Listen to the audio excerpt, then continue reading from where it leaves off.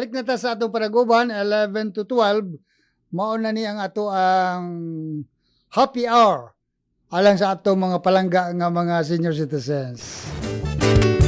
Nya dasigon ta sad mo.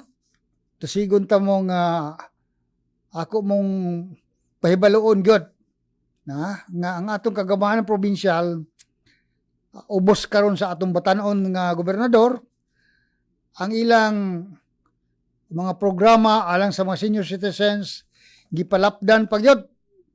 Unya gani og ato gyud ikumpara sa uban nga probinsya wala kining mga programa ha. Only in Bohol. So ako nga dasigon ang tanan natong palanggan senior citizens nga kanunay ta magpabaskog ha naatay gobernador ha Governor Aris Umentado nga nagaandam, nagapahaluna og mga proyekto alang kanatong tanan.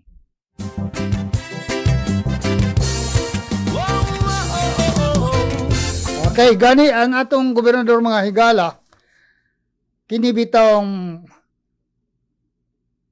mga senior citizens nga mag-edad na og 100 years old sa national government sa atong tibok nasod.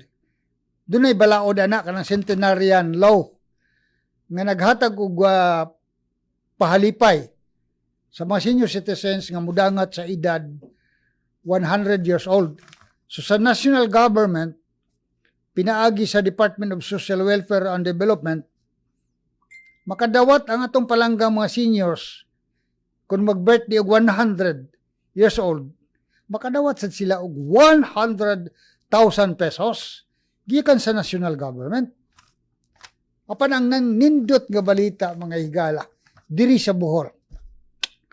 In fact, sa ako na karong pagbalita kaninyo, daghan kaayo nga mga senior citizens nga mingdangat silang birthday nga 100 years old. Si Governor Aris Umentado gyud mismo ang naghatod sa ilang pahalipay. Unsa nga pahalipay mga higala? Ambot nasayod ba mo or dapat masayod mo? Only in Bohol.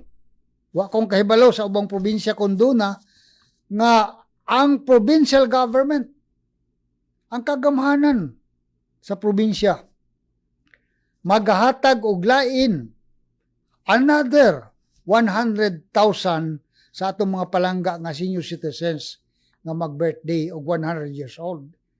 So, wala na sa ubang probinsya, only in Bohol. So makita nato mismo si Governor Aris Umentado gayud ang mangunay pagtunol.